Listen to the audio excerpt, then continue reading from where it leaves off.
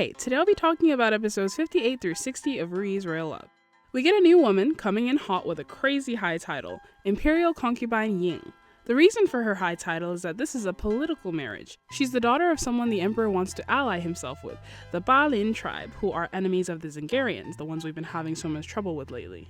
So while the emperor did allow the new king to marry his sister Heng Chuo, he knows it might not be a long-term solution and wants to ally with Zingaria's enemies just in case.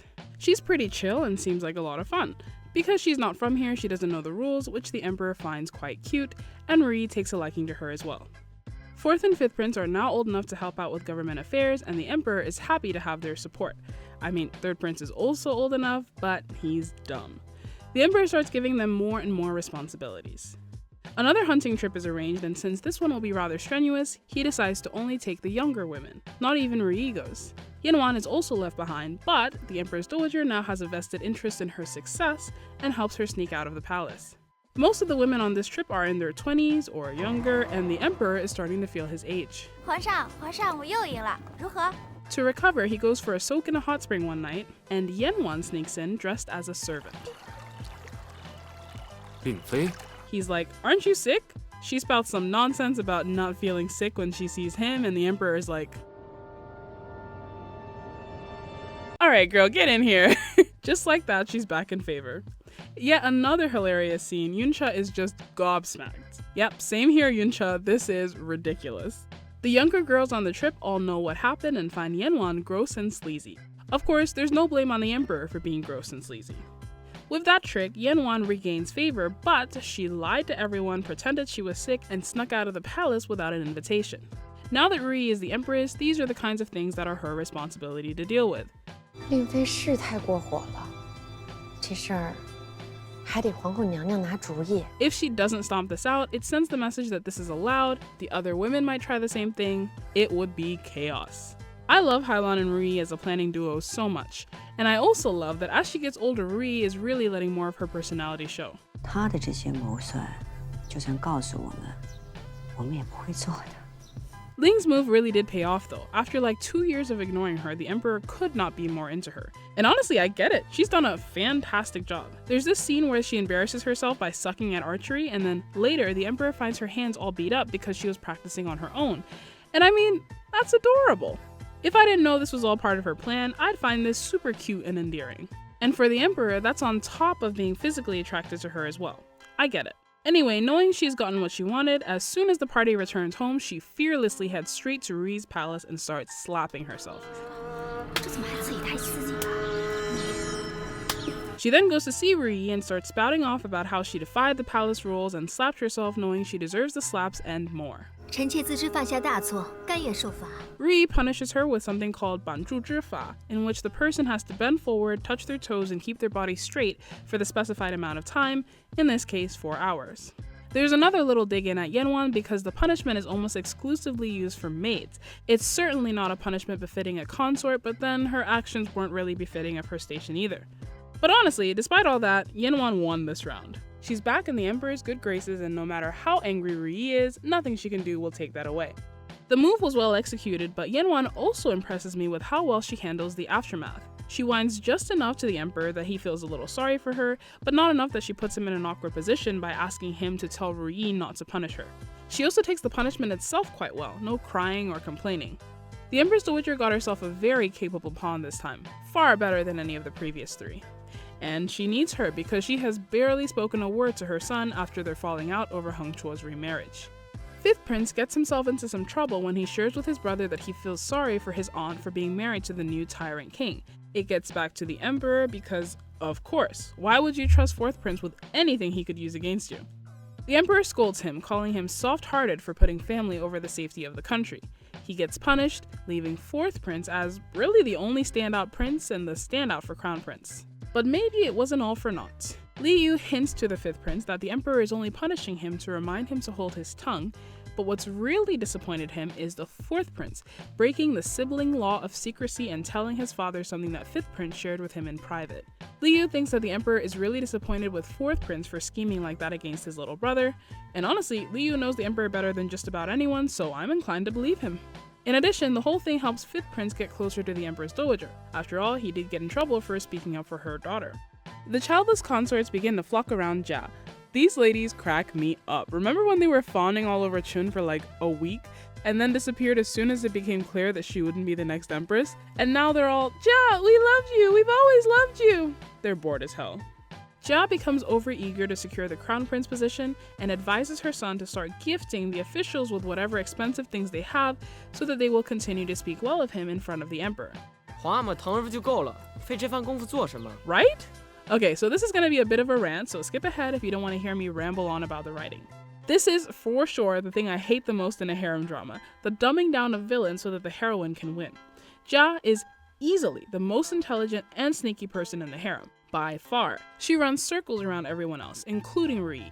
Instead of slowly making RuYi or maybe Hailan smarter so that they can outfox her, they just make Jia stupider. I was already a bit iffy about the hunting trip plan, but this is just insane. There's no way that Jia is so short-sighted that she can't see that bribing officials will come back and bite her. Her Achilles heel is that lord of hers, and I accept when she makes stupid decisions related to him, but this is scheming. This is her bread and butter. The woman who was smart enough to lay low for years without rousing suspicion, make everyone think she was on their side while she was manipulating them, cause miscarriages left and right without a single thread leading back to her. That woman is now saying, hey son, publicly bribe officials so they praise you in front of the emperor. That won't be suspicious at all and the emperor will like you more. It's the kind of thing I would expect from Chun and the third prince, but not this brilliant woman. It's a shame, and in my opinion, it's kind of lazy. Okay, rant's over. The emperor begins to take notice not only of how his officials fawn over Jia and her kids, but of how even the women have started to respect Jia more than they do the empress RuYi. A few of his more upright subjects have even come to the emperor directly, like, Jia gave me this super expensive thing and it's too much. 嘉贵妃一心期盼4阿哥登临太子之位，托妾身请求王爷进言。 Starting to feel uneasy about his son's relationship with the court ministers, the emperor reinstates some old laws about princes not being allowed to meet with officials. In what is apparently a fun family activity, they watch one of their new horses being tamed. It's very stubborn, and fourth prince, wanting to show off, says he can do it. In just a few moments, the horse is eating from his hand. Yuncha mentions that it's natural that the horse is comfortable with fourth prince because fourth prince comes to the stables on his off time to feed them. Based on the suspicious music and slow zoom-ins, they can only be thinking of one thing: the incident at the Mulan hunting grounds. The horse's behavior was really sketchy, and fourth prince just happened to be right on time to save his dad. Jia knows exactly what the emperor is thinking, and my girl is ice cold. As soon as it looks like fourth prince might be in trouble, she immediately moves on and starts planning for her next son, the eighth prince. 本宫的3个皇子里，必须得有1个是太子才行。